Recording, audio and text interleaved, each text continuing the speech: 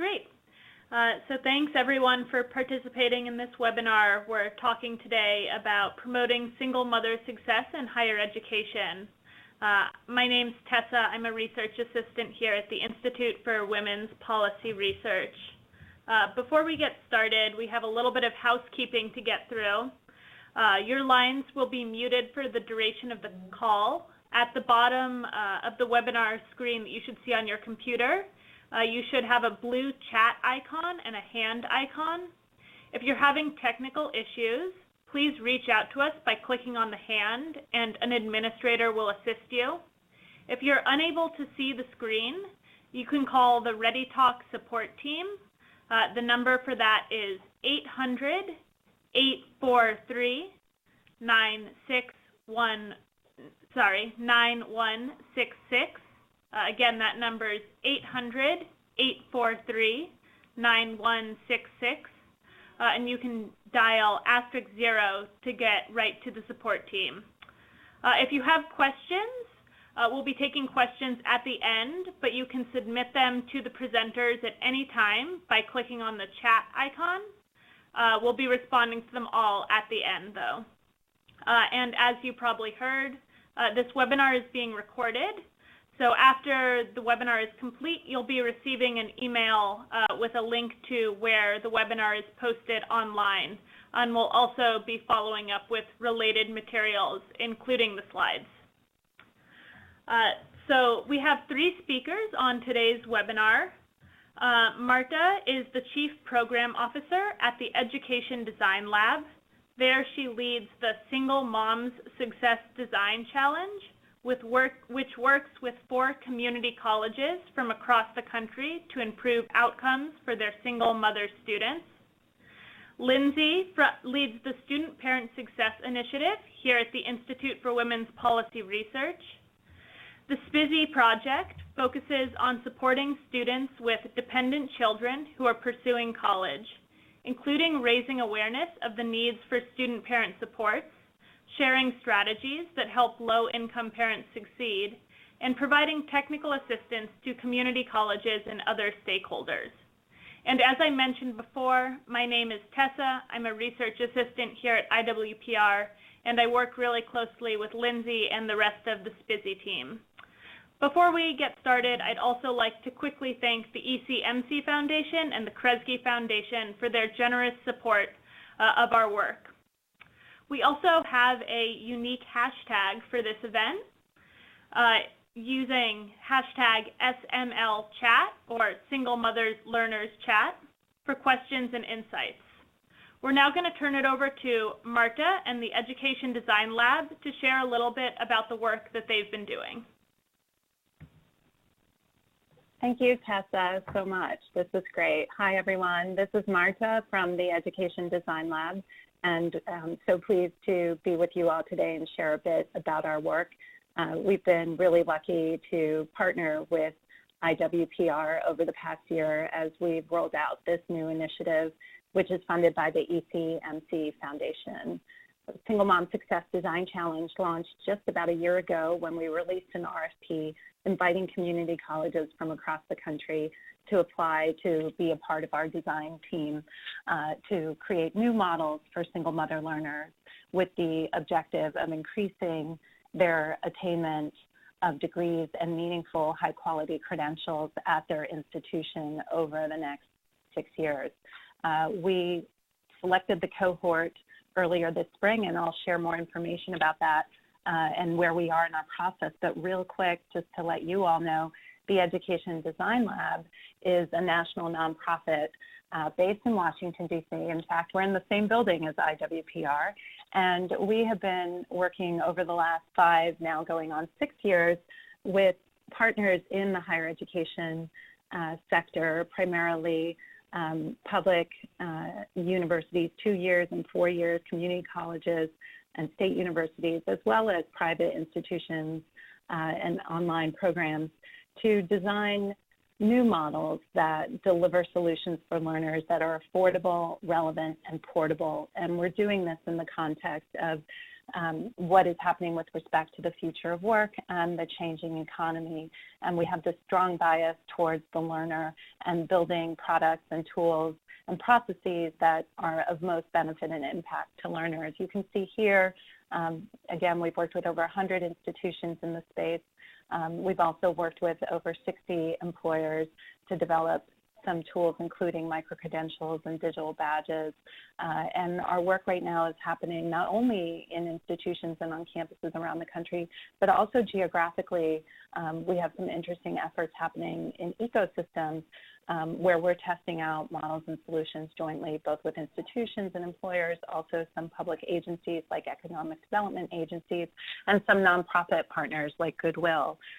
So would encourage you all to visit our website and learn more about what we do. I'll go on to share with you more about the Design Challenge itself. This has been a really exciting initiative for us. We definitely, just feel like we're up to a really big task and want to be able to offer something valuable to the rest of the field as increasingly more institutions are looking at the question of parent learners on their campuses.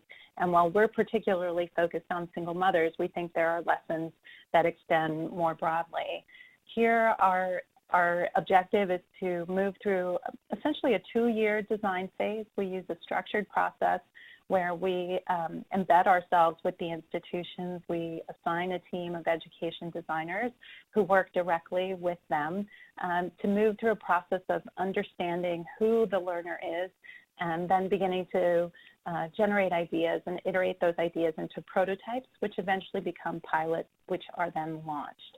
You can see here, again, there's the impact goal of 30%, and over here we're looking at, what happens with respect to improving the lifetime earnings for single mothers. So if you look at research from IWPR, you can see what the benefits are of achieving an associate's degree or a bachelor's degree in terms of being able to move them away from poverty. We're looking at what could happen with respect to job attainment and advancement. And also, what does this mean economically? Community colleges do serve as an economic backbone in their local communities. And if we can do something to increase the number of single mother learners who are actively contributing to the local economy, that would go a long way. On our next slide, I'll show with you, here are the institutions that we ended up selecting for this cohort. We have in New Mexico and Albuquerque, Central New Mexico Community College, in Indianapolis, Ivy Tech Community College, in New Orleans, Louisiana, which is actually where I am right now. We're working with Delgado Community College, and in New York at Rochester, we have Monroe Community College. Total applicants were 25 community colleges that applied for this initiative. These were the 4 that stood out and that we selected. We have done on-site sessions with them at their institutions. We have convened them all together at Indianapolis in just this past summer and tried to build among them a peer and collaborative relationship where they can draw on one another as resources, but then we also want to feed the work back out to that larger community of practice. Finally, we wanted to let the work speak for itself, so we have a video that we just recently released that captures some of the work that we did with the cohort teams in June.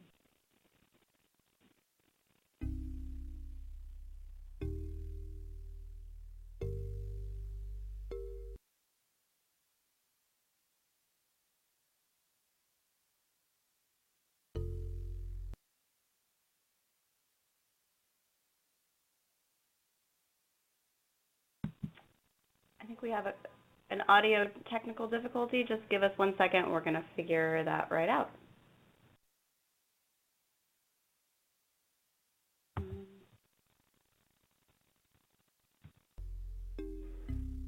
We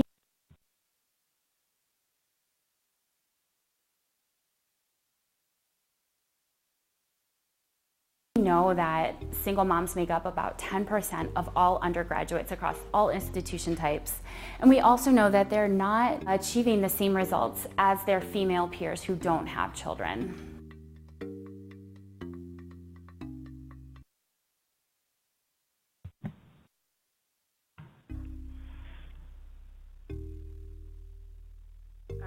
Sorry guys, not really sure what's happening. We know that single moms make up about 10% of all undergraduates across all institution types. And we also know that they're not achieving the same results as their female peers who don't have children.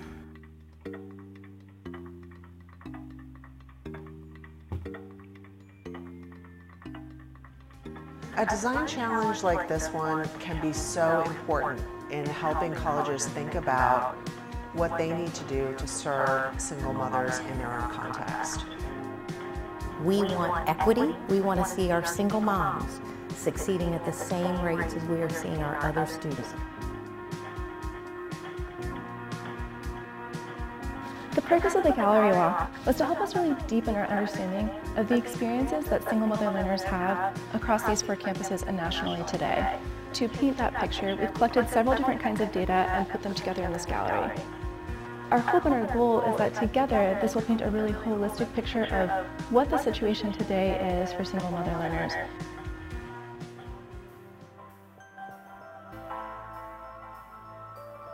I believe that having the students at Delgado involved in this process really impacts it in a different way because their voice is weaved into the services that we're looking to create for them.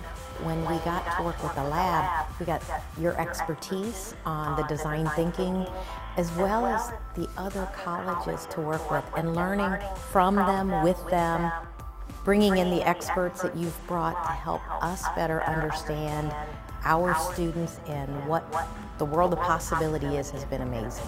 What I really like about it from a data perspective is people aren't really getting tied to ideas. We force them to sort of think broadly and move quickly. So our big idea is to integrate Ivy Tech into public housing areas.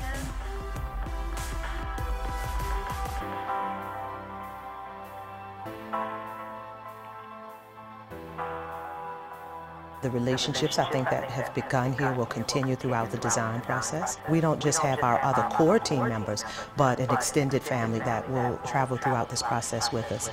So what we really love about this project is that the campuses are getting the technical assistance and the resources to implement new, creative, innovative ideas. We can use the lessons they learn to share with other campuses, with policymakers, and with funders. I love the phrase of digging deeper. The sky's the limit.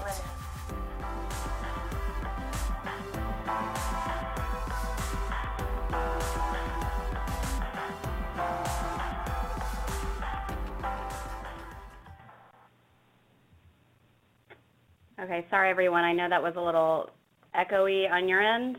We apologize. We'll be sharing the link to that video along with the other materials that we send out after the webinar.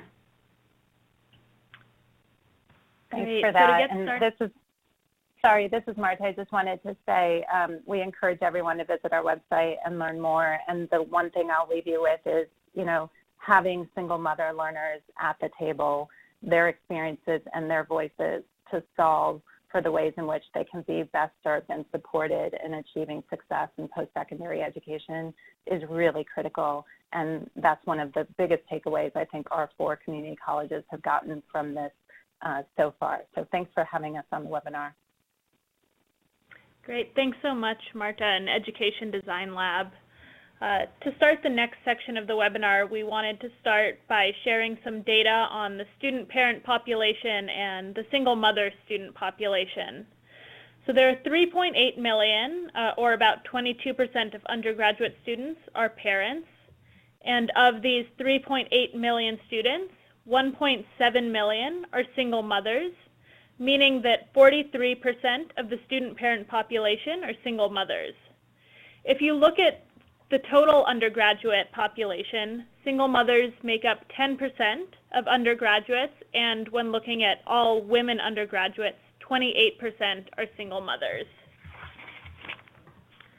Supporting single mothers in college is a critical component of promoting racial and ethnic equity in higher education. Students of color in college are more likely to be parents than white students. Looking across racial and ethnic backgrounds, 19% of all Black students are single mothers, while 14% of Native American and Alaskan Native students are single mothers. Asian and Pacific Islander students are the least likely to be single mothers.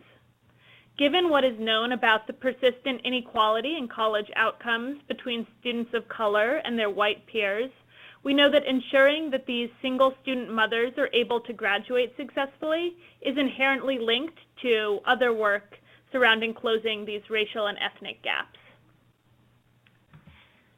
I'm sure we're all aware how difficult it is to balance all the time demands of college without having kids. For single mothers, there really is no time to spare. By analyzing the American Time Use Survey, IWPR has been able to explore how single mothers spend their time.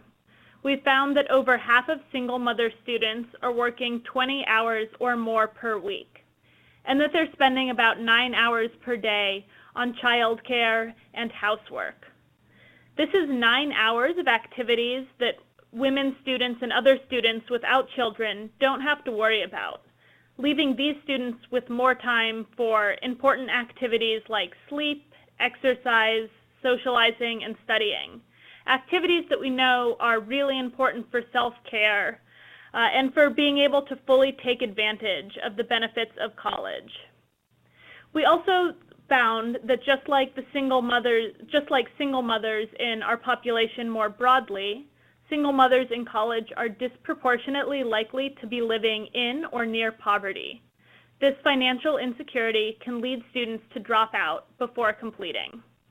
And we also found that single mother students are likely to be enrolled in college part-time as they are balancing school with all of these other responsibilities.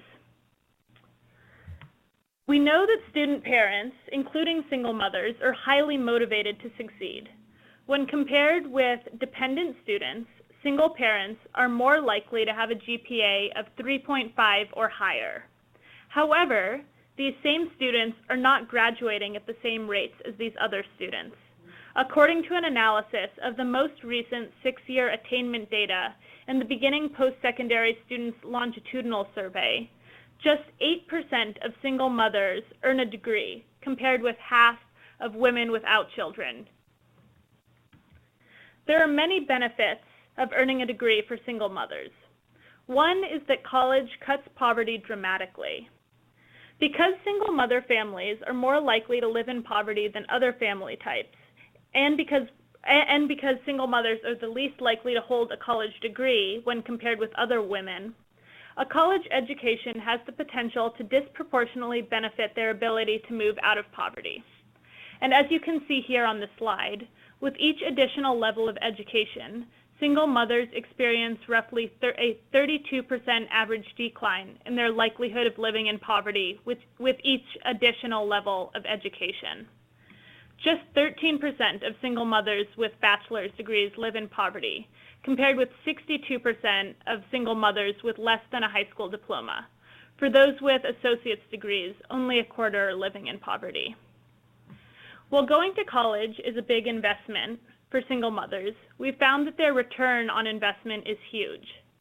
Single mother degree holders see big earnings increases that lead to higher lifetime earnings than if they had only earned a high school diploma. We found that single mothers who graduate with an associate's degree earn about $8,000 more annually as a result of holding that degree than they would have if they had only earned a high school diploma. For bachelor's graduates, they earn about $18,000 more annually. Over their lifetime, this leads to large earnings gains, where single mothers with associate's degrees who are working full-time, full year, earn about $330,000 more than those with just high school diplomas. These earning gains mean that there is a large return on investment for single mother students. For every dollar that a single mother graduate spends on her associate's degree, she sees a return of $16.45 as a result of these increased earnings associated with her degree. In other words, when comparing both the new costs that a single mother spends when she goes to get her associate's degree, like tuition, for example, and the opportunity cost of her lost wages, with the increase in her earnings after she graduates, single mothers are getting the money that they're investing initially in their degree back 16.45 times over. That's a huge return. For bachelor's degrees, single mothers get back $8.50 for each dollar that they spend on their degree, meaning they're getting their money back about 8.5 times over. These results can mean a number of different things for student mothers and for their family, or for single mothers and their families, including extending their family economic security. It might mean they're now able to put a child through college, or that they have retirement security. No matter what it is, we know that getting a degree can be a ticket out of poverty for these families.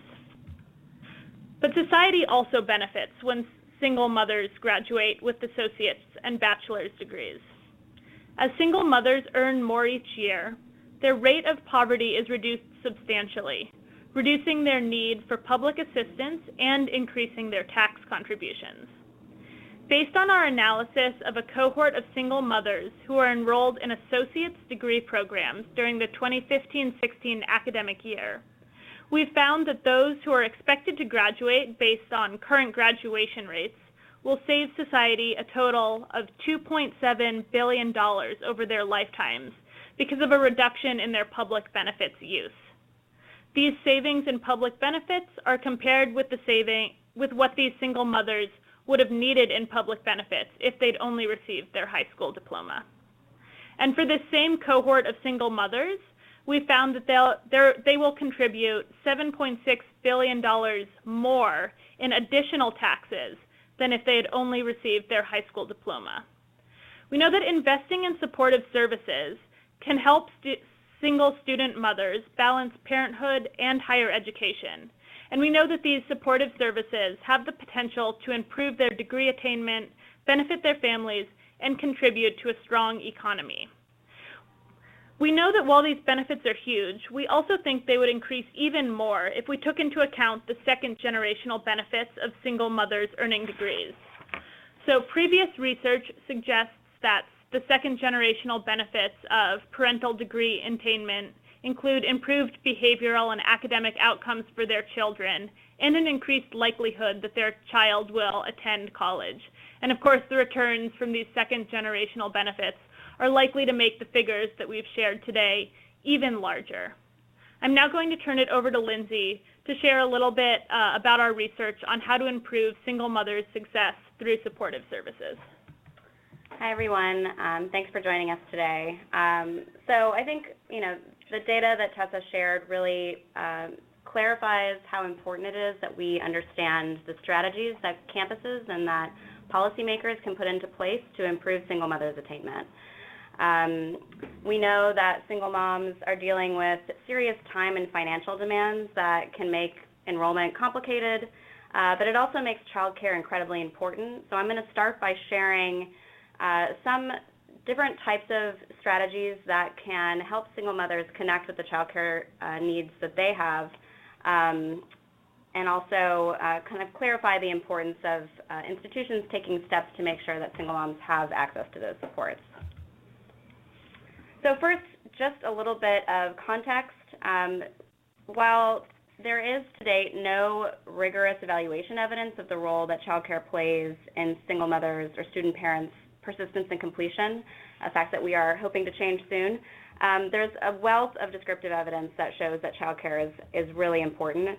And I just wanted to flag these data from Monroe Community College, which is one of the Single Mother Success Design Challenge colleges, that shows that access to childcare actually more than tripled student parents' graduation rates at Monroe. So we got access to nearly 10 years of data from this college, and analysis shows the true impact that usage of campus childcare has compared with parents who didn't use that childcare center. Unfortunately, we know that campus childcare actually is in decline and has been for some time. So what you see here on the slide is the trend in the share of public campuses that have childcare centers through the most recent year we have data for, which is 2017. Under half of public bachelor's degree granting institutions report having a center, and just about 2 in 5 community colleges report that. So I think that's, for a number of reasons. We all know quality childcare is an incredibly expensive support to provide, But I also think we've got some more work to do to increase awareness of the role that campus childcare plays in actual persistence and completion outcomes, kind of those bottom line statistics that institutions are driven to improve. So I'm going to share a few ideas now based on some examples that we have come across that show the variety of ways that schools can help connect students with childcare. And the first example is from Single Stop at Miami-Dade College. It's a one-stop program that connects students with the resources and public benefits they need to make ends meet. But they also provide tailored support to students with kids to help them find childcare. So first, their website has a really clear page. It's right on their menu. It says childcare. So any student that has a child is going to know that that's the place they go to find information. And in addition to providing direct referral to the campus-based services that they have available at Miami-Dade, Single Stop leverages existing providers in the county to help families find and pay for care. So for example, they partner with the county Head Start agency to get up-to-date lists of providers that have openings. So that allows the Single Stop coordinators to help students identify the centers that have open slots and then fill out their application forms. They also partner with the Early Learning Coalition, which is Miami-Dade County's resource and referral agency. And R&Rs provide all over the country and in Miami-Dade as well, free services to connect parents with care that's going to meet their personal family needs. They have lists of approved providers around the county, and they help parents apply for Florida's Child Care Subsidy Program. So this direct link between the college and this existing service provider is really enabling a high level of support without duplicating efforts from the college's end. And then separately, in Oregon, the Support to Expectant and Parenting Students Program, or STEPS, is another example where they're leveraging community resources to ensure parents get the support they need. So STEPS was launched in 2017 with a grant from the Pregnancy Assistance Fund, and 4 community colleges are participating right now, Columbia George Community College, Klamath, Lynn-Benton, and Chemeketa. And each college has a dedicated staff person who is building a referral network based on community partnerships. STEPS takes a 2-gen approach to supporting student parents and pregnant students. And the referral networks are focused on 5 main domains: personal health, child health, self-sufficiency, education, and employment, that's 1, assistance with basic needs like housing, food, transportation, and care, as well as parenting supports. And the STEPS program connects students to services in these domains through partnerships that they build explicitly. So partners include child care and Head Start providers, domestic violence agencies, human service and mental health agencies, among others. And actually, their biggest challenge that we've heard is actually identifying the students that are parents or pregnant to provide services to. And we're going to talk in a second about the importance of data and helping solve that particular issue. But I think having that dedicated person who spends time building relationships in the community really leverages existing capacity and enables the college to share what's available and get those services to the students who need them. The next example I'm going to share is a strategy that IWPR has spent a lot of time studying in the last year.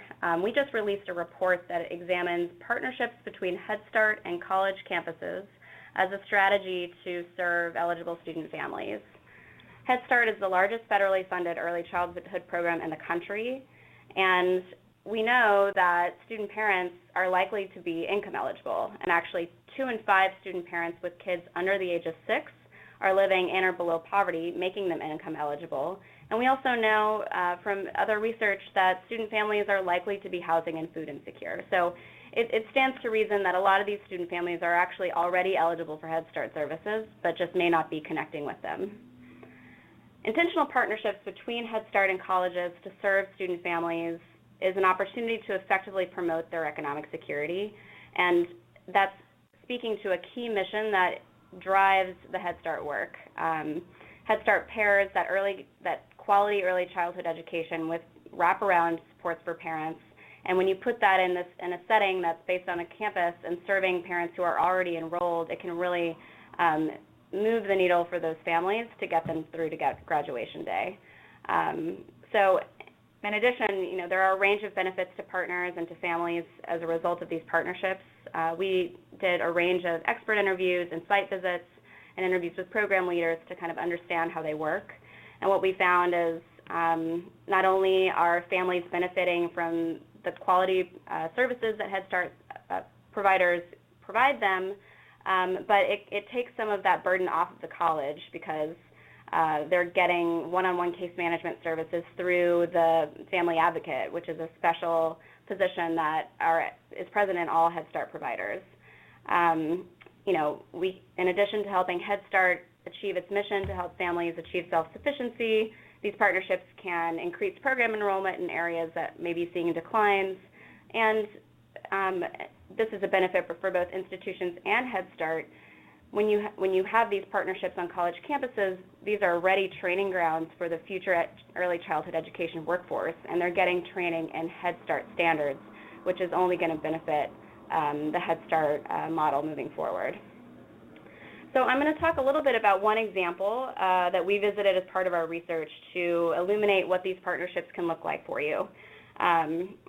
Through our research, we found that of the 1,700 Head Start agencies in the country, just 80 are partnering with colleges and universities, and about 60 of those are explicitly serving student parents.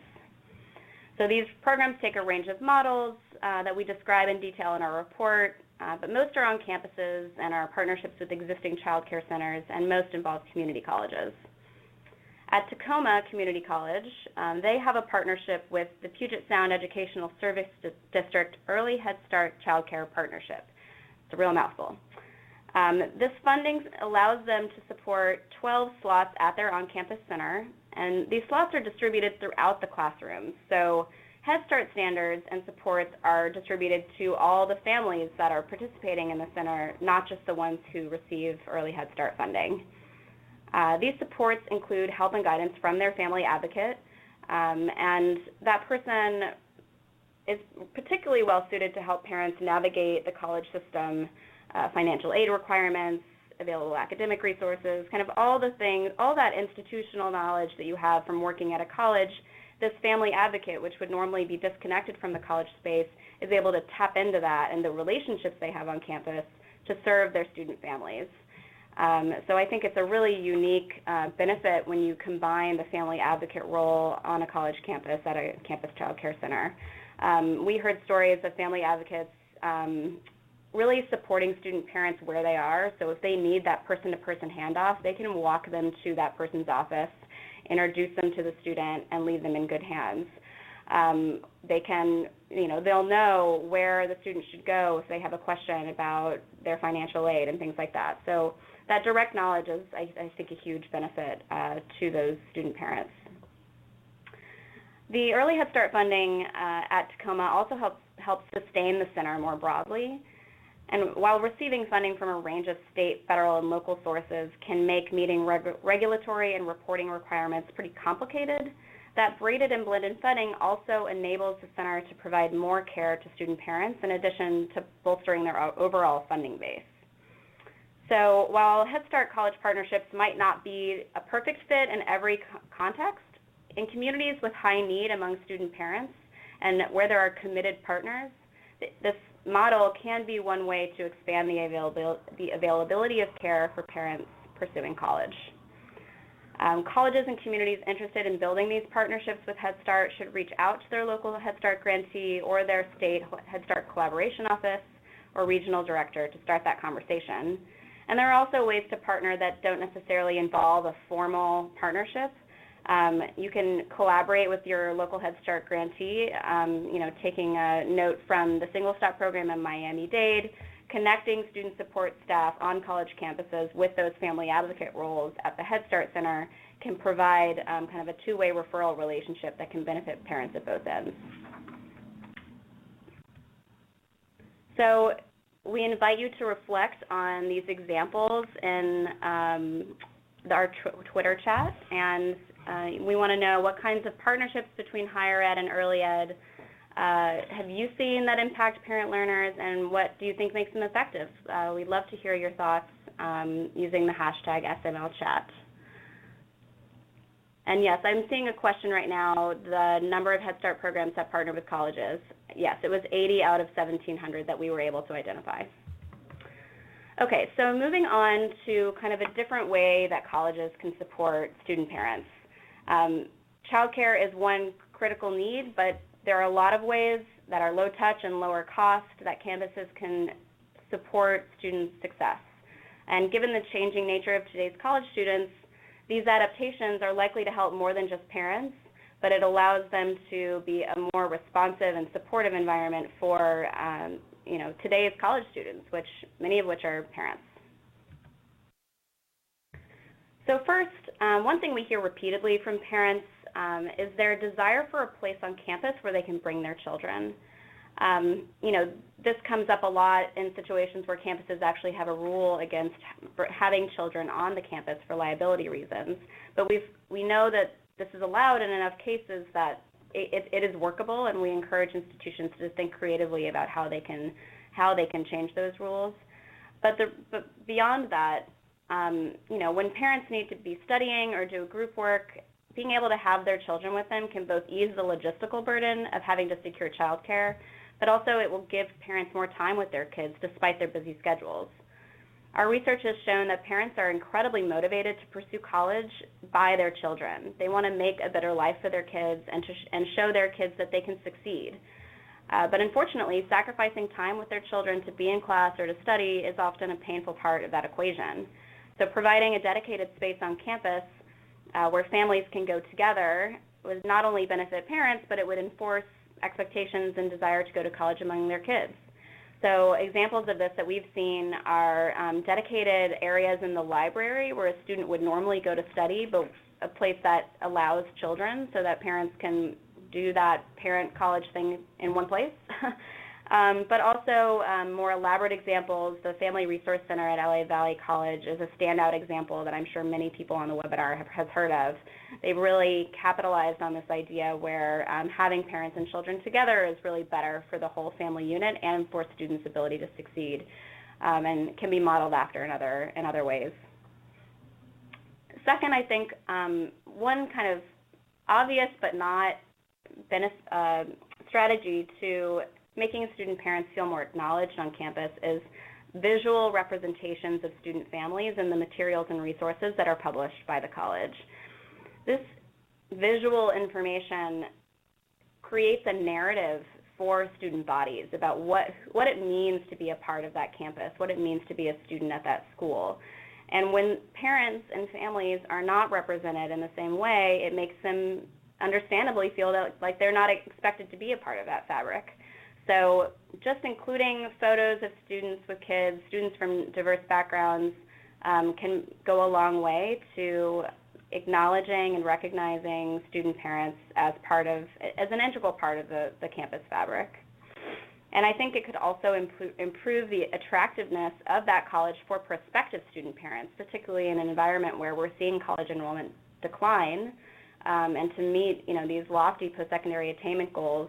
Communicating to your community that you are a welcoming campus for families can go a long way to attract more people to enroll. And then finally, and kind of in the same vein, normalizing student parents through cues on campus, like having toys in the administrators' offices, can communicate that we know that you have kids and they may be coming to this meeting about financial aid with you. And as a student, you see the administrator acknowledging that as well. So small things that can communicate a lot and can go a long way towards increasing student parents' feelings of acceptance on campus. So on the policy side, and this is kind of some of the same themes but communicated in different ways, when there are policies that are specific or could be specific to parenting student families, they need to be clearly and actively communicated. And this can be everything from classroom rules around attendance and makeup policies, but also around things like the dependent care allowance, which I'm sure a lot of people have looked into since the recent GAO report.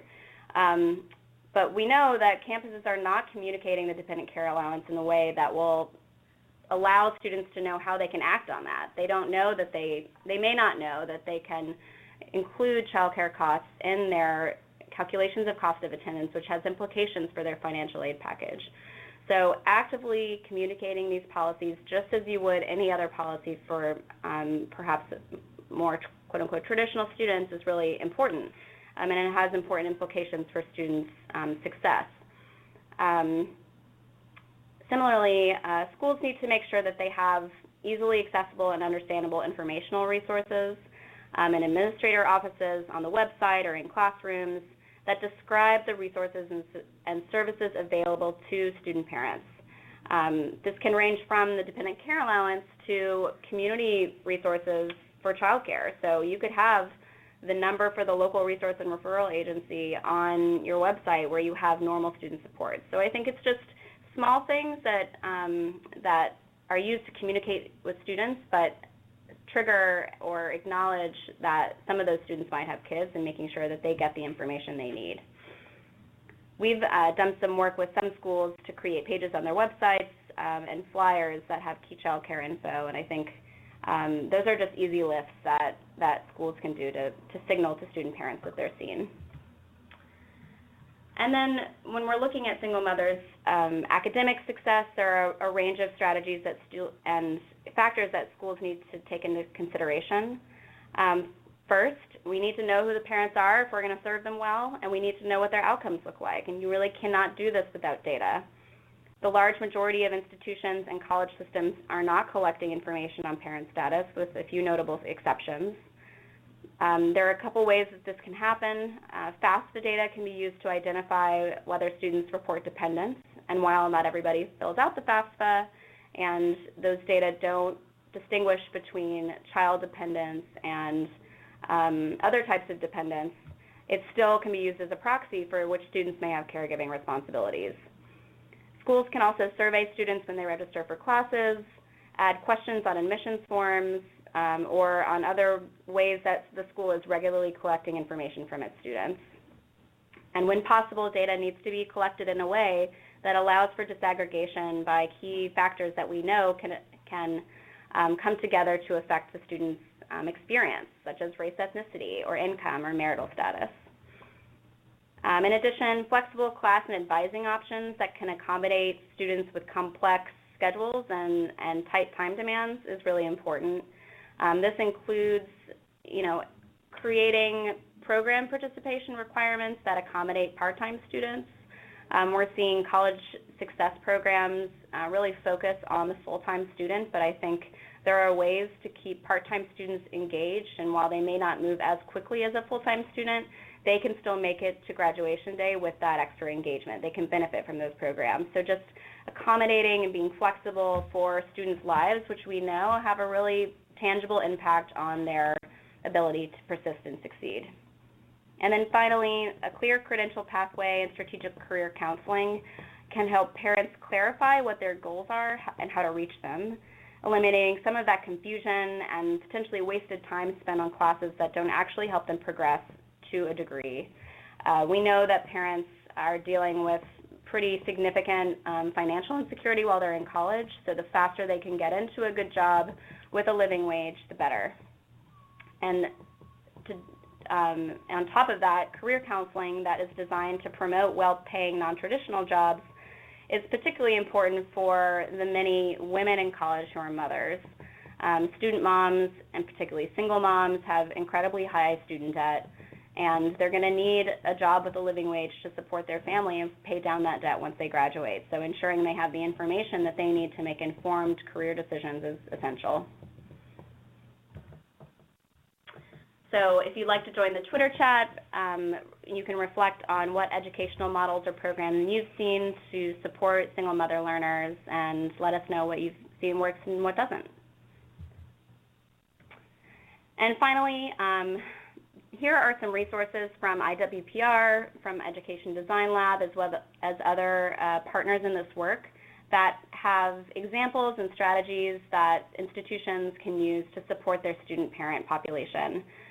This will be circulated with the slides that we're going to send after the webinar, so you don't need to scribble down the names now, but I just wanted to point these out to show that there is a lot of information out there. There's a lot of work being done that your school can use to inform its work on student success.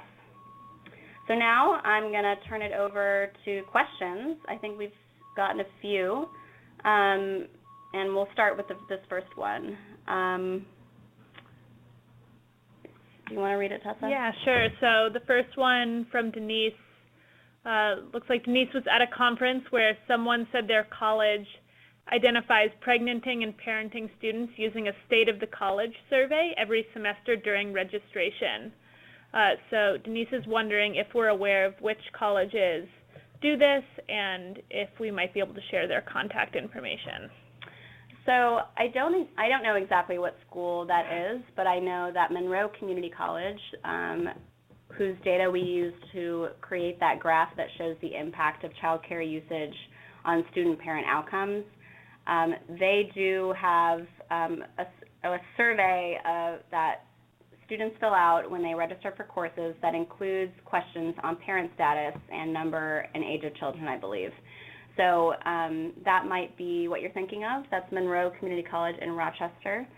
And let's see, let's look at these other questions. Yeah. So we have another question about experiences with two-generation classrooms where student parents and children are in the same course or classroom.